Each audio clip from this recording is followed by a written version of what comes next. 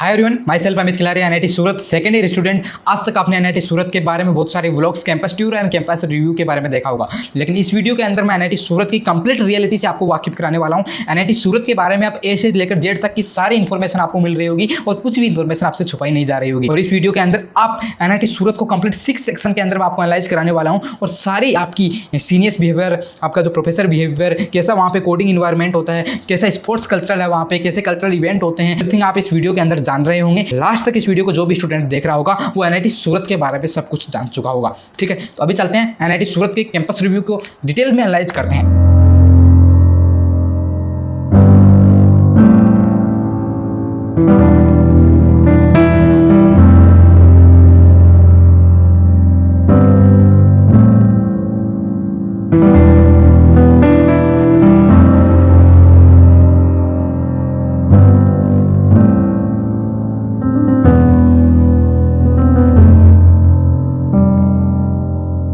Screen पे देख रहे होंगे कि एनआईटी सूरत को मैंने कंप्लीट 6 पार्ट में डिवाइड किया है। तो यू कैन सी हियर, पहला पार्ट हम एंट्री पॉइंट को समझ रहे होंगे और हमारी एंट्री पॉइंट जो होती है एनआईटी के अंदर गेट 1 और गेट 2 एनआईटी सूरत के बारे में हमें 2 गेट मिलते हैं जिससे हमारी एंट्री होती है एनआईटी सूरत के बारे में। उसके बाद में हम जान रहे होंगे क्लासेज एरिया के बारे में जान रहे होंगे, ठीक है। उसके बाद में हम लाइब्रेरी एंड कैंटीन एरिया के बारे में जान रहे होंगे, फिर हम हॉस्टल एरिया के बारे में जान रहे होंगे, फिर हम स्पोर्ट्स एरिया के बारे में जान रहे होंगे और उसके बाद में अदर जो रियलिटीज़ है उसके बारे में हम लास्ट में जान रहे होंगे कि अदर रियलिटीज़ क्या है, वहाँ पे सीनियर प्रोफेशन के कैसे बिहेवियर है, प्लेसमेंट सीनेरियो क्या है, अदर कल्चरल इवेंट्स, फेस्टिवल्स क्या क्या वहाँ पे कंडक्ट कराए जाते हैं, सब कुछ इस वीडियो के अंदर आप जान रहे होंगे। तो सबसे पहले हम स्टार्ट करते हैं कि एनआईटी सूरत को एक बार कंप्लीट हम मैप के थ्रू आपको लाइव एज ए लाइव की तरह मैं आपको समझाने वाला हूं कि आप एक बार जल्दी से आपको रिव्यू दे देता हूं। ठीक है, एनआईटी सूरत का आपका मास्टर प्लान है। ठीक है, यह पूरा एनआईटी सूरत का आपके सामने मास्टर प्लान दिख रहा है और यहाँ पे जो इंडिकेट वर्ड्स हैं उन सारे के आपको जो साइड में है उनको आपको साइड के अंदर आपको दिख रहे होंगे कि इंडिकेट जो वर्ड, इंडिकेट जो लेटर है उनके क्या मीन है वो सारे आपको साइड में दिख रहे होंगे। पूरी एनआईटी सूरत का मैप है।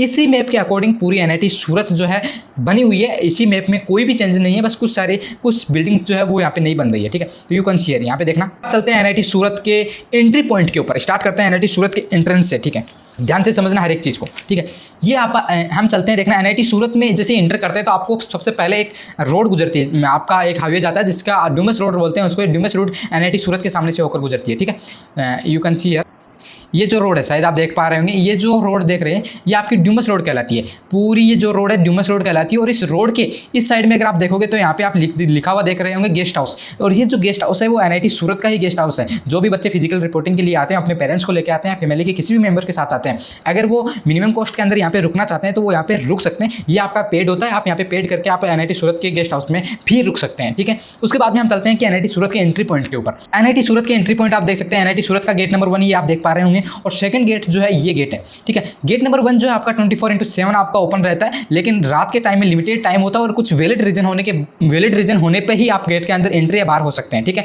लेकिन सेकंड जो गेट होता है वो एक लिमिटेड टाइम के लिए ओपन होता है, जैसे सुबह से 8 से शाम को 8 तक, ऐसे कुछ लिमिटेड टाइम होता है इस गेट के लिए। और जो फर्स्ट ईयर के स्टूडेंट होते हैं उनके लिए थोड़ा सा स्ट्रिक्ट सेक्शन यहाँ पे लिया जाता है। तो उसके बाद में हम समझते हैं कि जैसे आपका ये एंट्री गेट होता है, इसके बाद में आप देख रहे होंगे कि यहाँ पे एंट्री पॉइंट के बाद में आप जो ये सेक्शन देख रहे हैं, एक बार देखना है यहाँ पे, ये जो आपको राउंड देख रहे हैं, ये व्हाइट जो राउंड आपको राउंड दिख रहा है, ये आपको सरदार वल्लभ भाई जो पटेल है उनकी आपकी स्टैचू यहाँ पे मिलेगी। फिर आपको यहाँ पे 3 पार्ट में आपको डिवाइड किया गया है। यहाँ से आपको मेन गेट से जैसे एंटर करते हैं तो आपके पास 3 ऑप्शन होते हैं, या तो आप इस रोड के ऊपर जा सकते हैं, या इस पे और या इस पे।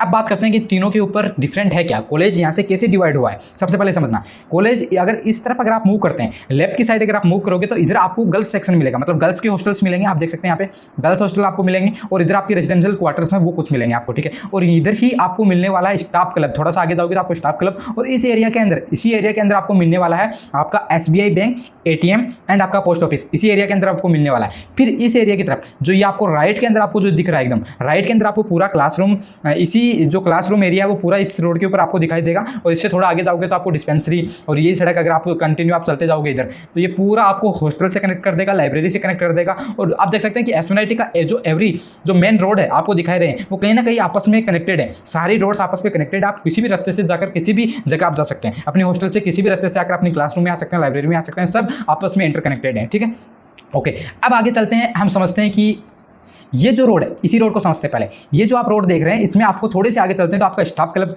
स्टाफ की कुछ एक्टिविटीज होती है और स्टाफ क्लब आपको मिलता है और यहाँ पे आपको रेजिडेंशियल क्वार्टर मिलते हैं। ठीक है, इससे थोड़ा आगे जाते हैं तो ये जो रोड होती है इस रोड में टर्न आते हैं तो ये जो रोड आगे चला जाता है वो हॉस्टल की तरफ चला जाता है। ये पूरा पोर्शन आपका हॉस्टल की तरफ चलता है और ये जो एरिया है जो आपको चल के आपको मिलता है यहाँ पे जो ये सब कुछ देख रहे हैं वो आपको कुछ हॉस्टल एरिया मिलते हैं। ठीक है, और उसके बाद में ये जो एरिया है इसकी तरफ अगर आप जाते हैं तो इधर आपको स्टाफ क्वार्टर्स मिलेंगे।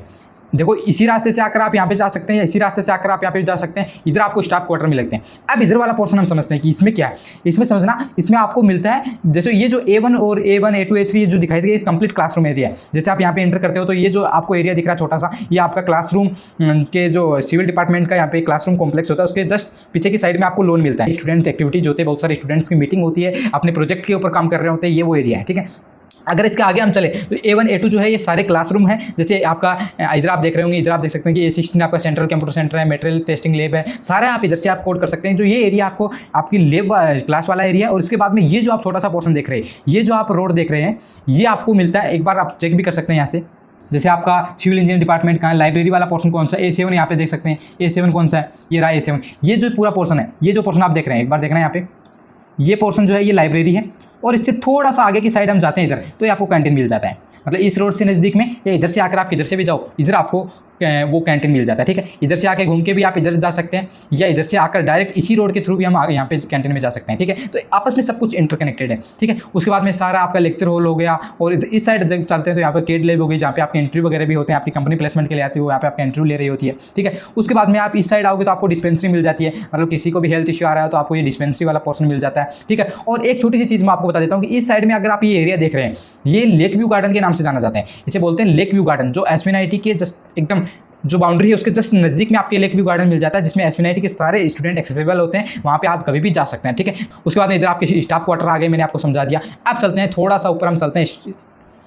ठीक है, और यही रोड अब देखते हैं, ये जो रोड जा रही है आप ध्यान से समझना, ये जो रोड जा रही है आपकी, ये सीधी हॉस्टल सेक्शन की तरफ जाएगी। और ये जो एरिया है ये पूरा स्पोर्ट्स का एरिया है। इतना जो आपका एरिया दिखाया जा रहा है वो पूरा स्पोर्ट्स फैसिलिटीज़ का एरिया है। मतलब जैसे ही आपको यहाँ पे आप देखोगे तो ये आपको जिम वाला एरिया मिल जाता है, स्टूडेंट एक्टिविटी सेंटर मिल जाता है, यहाँ पे आपको क्रिकेट ग्राउंड मिल जाता है। यहीं पे आपको अलग से नहीं दिखाया गया, लेकिन यहाँ पे आपको बास्केटबॉल का ग्राउंड मिल जाता है, टेबल टेनिस का ग्राउंड मिल जाता है, टेनिस जो बॉल होती है उनका ग्राउंड मिल जाता है, यहाँ पे आपका बैडमिंटन का कोर्ट मिल जाता है, AC कोर्ट आपको मिल जाता है। ठीक है, सब कुछ यहाँ पे आपको मिल जाता है। ठीक है, और इधर आपका फुटबॉल का ग्राउंड हो गया, आपका वॉलीबॉल का ग्राउंड हो गया, वो सभी इसी ग्राउंड के अंदर मिल रहे होंगे। और आप सोच रहे होंगे कि इतनी जगह किसके लिए ऑक्यूपाई है, तो यहाँ पे आपको फॉरेस्ट मिलेगा, यहाँ पर आपको हरे भरे पूरे इतनी जगह के अंदर आपको पूरा हरे भरे पौधे मिलेंगे, हरियाली मिलेगी कंप्लीट। ठीक है, और ये रास्ता आपस में घूम के आपस में इंटरकनेक्टेड होता है। और ये जो लास्ट एक्सटेंशन है, अब आता है हॉस्टल वाला पोर्शन। यहाँ पे देखना H4 होता है गज्जर भवन का हॉस्टल, इसे बोलते हैं गज्जर भवन। गज्जर भवन हॉस्टल जो होता है वो आपका फर्स्ट ईयर वाले स्टूडेंट्स के लिए होता है।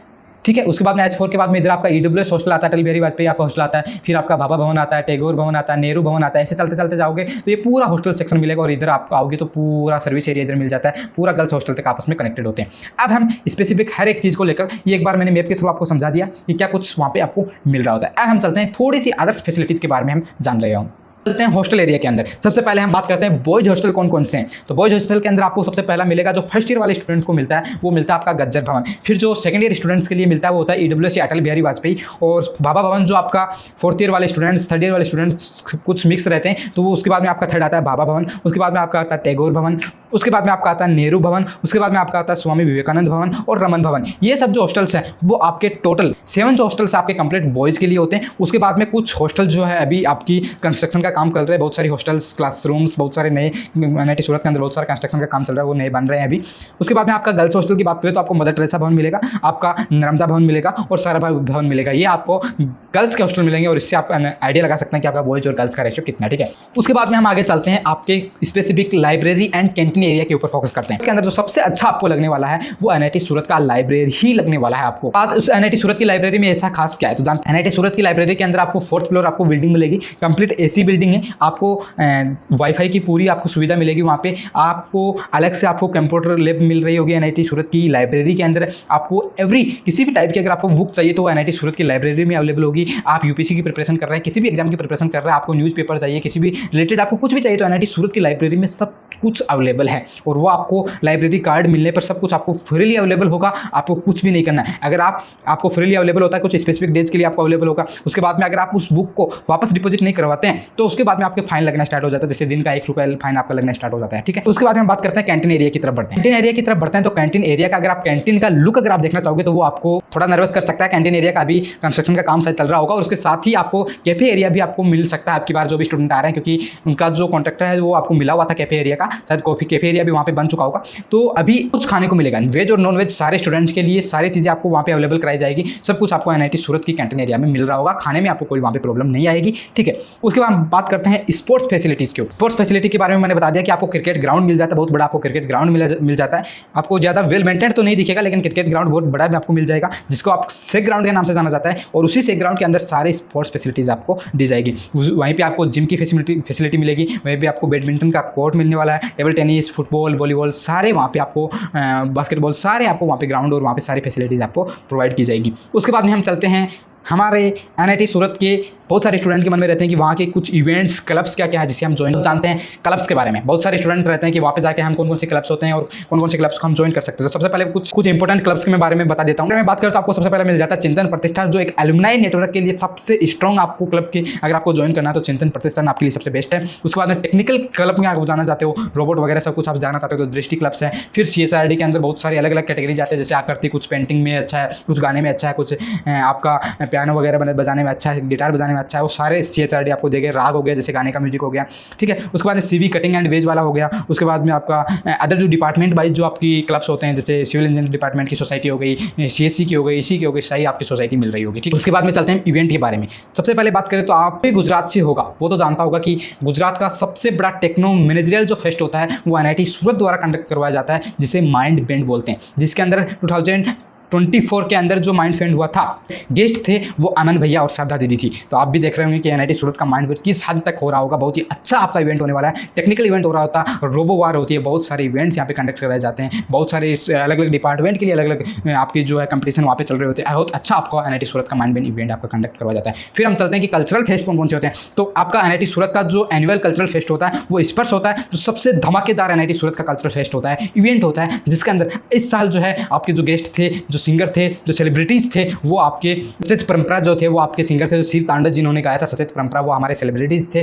वो आपकी 4th नाइट थी। इससे पहले भी आपके सिंगिंग नाइट होती है, डांसिंग नाइट होती है, बहुत सारी होती है, सेलिब्रिटीज़ नाइट होती है, ईडीएम नाइट होती है, सारी आपकी स्पर्श के अंदर इंक्लूड होती है। इसके अलावा भी आपके बहुत सारे इस पे फेस्टिवल्स इवेंट्स वहाँ पे कंडक्ट किए जाते हैं, जैसे सामियाना हो गया। उसके अलावा आपके नवरात्रि स्पेशल के ऊपर आपके इवेंट कंडक्ट कराए जाते हैं। तो बहुत सारे छोटे मोटे आपके फेस्टिवल्स होते हैं, उसके अंदर बहुत सारे इवेंट आपके कंडक्ट कराए मिलते हैं। बहुत जगह आपके इवेंट चल रहे होंगे, सारे इवेंट आप कंडक्ट भी नहीं कर पा रहे होंगे। बहुत सारी अपॉर्चुनिटी आपको एनआईटी सूरत के अंदर मिलने वाली है, सूरत में एडमिशन ले सकते हैं। ठीक है, अब चलते हैं कुछ अदर्स चीज़ों के बारे में जानते हैं। और अदर्स चीज़ों में हम बात करते हैं कि सबसे पहले तो भैया ये बता दीजिएगा कि एनआईटी सूरत का ओवरऑल माहौल देखा जाए, ओवरऑल वहाँ का इन्वायरमेंट देखा जाए, स्टडी रिलेटेड या कुछ अदर लेवल का जो आप सोच रहे हैं, उसका एक बार मुझे माहौल बता दीजिएगा कि किस प्रकार सा माहौल है, जिससे कि मेरे पेरेंट्स जो है वो भी एक बार कंफर्म हो जाए कि वहाँ पे हमारा स्टूडेंट सेफ रहेगा कि नहीं रहेगा। सबसे पहले बात करता हूँ आपकी रैगिंग का। एनआईटी सूरत के अंदर अगर आप रैगिंग की बात करें तो डेफिनेटली रैगिंग 0 है। सीनियर एंड प्रोफेसर जो है वहाँ पे एकदम सपोर्टिव है। एनआईटी सूरत के सीनियर एंड प्रोफेसर एकदम आपको सपोर्टिंग मिलेंगे, लास्ट तक, शुरू से लेकर लास्ट तक आपकी हेल्प करने वाले हैं। अगर आपका मिसबिहेवियर वहाँ पे हुआ तो आपके साथ स्ट्रिक्ट एक्शन लिया जाएगा। ठीक है, एनआईटी सूरत के अंदर आने वाला हर एक student definitely 100% safe and secure है। ठीक है, बाद में बात करते हैं कि कुछ एनआईटी के अंदर, आईआईटी के अंदर बहुत सारे बैड हैबिट्स जो लग जाती है स्टूडेंट्स की। तो सबसे पहले बात करूँ तो एनआईटी सूरत कैंपस के अंदर आपको कोई ऐसी एक्टिविटीज़ नहीं मिलने वाली है कि जिससे कि आप डायरेक्टली उसे इफेक्ट हो पाए और आप भी उसके अंदर इन्वॉल्व हो जाए। एनआईटी सूरत कैंपस के बाहर में स्टूडेंट क्या कुछ कर रहा है वो एनआईटी की कर्तव्य नहीं होता, वो ड्यूटी नहीं होती है। एनआईटी सूरत कैंपस आपका एकदम प्योर क्लीन आपको मिलने वाला है, ऐसी कुछ भी बैड हैबिट्स आपको अंदर नहीं मिलने वाली है, और नहीं इन सभी चीज़ों की आपको परमिशन दी थी एनआईटी सूरत। ठीक है, बॉयज एंड गर्ल्स रेशियो थोड़ा सा कम आपको मिल सकता है। हॉस्टल रेस्ट्रिक्शन की बात करें तो फर्स्ट सेम जो रहेगा आपका फर्स्ट ईयर का, थोड़ा सा आपके पास रेस्ट्रिक्शन रहेंगे, आपको अटेंडेंस लगानी पड़ेगी, आपको बाहर जाने के लिए टाइमलाइन दिया जाएगा कि इस टाइम से पहले आपको अंदर आना पड़ेगा फर्स्ट सेम के लिए, क्योंकि आप नए नए स्टूडेंट जो अपनी स्कूल लाइफ से कॉलेज लाइफ में इंटर होते हैं, तो आपको थोड़ा सा घुलने मिलने में, तो वहाँ पे सेफ फील कराने में आपको कॉलेज की जिम्मेदारी होती है कि आपको थोड़ा सा टाइम के अंदर बाउंड रखा जाए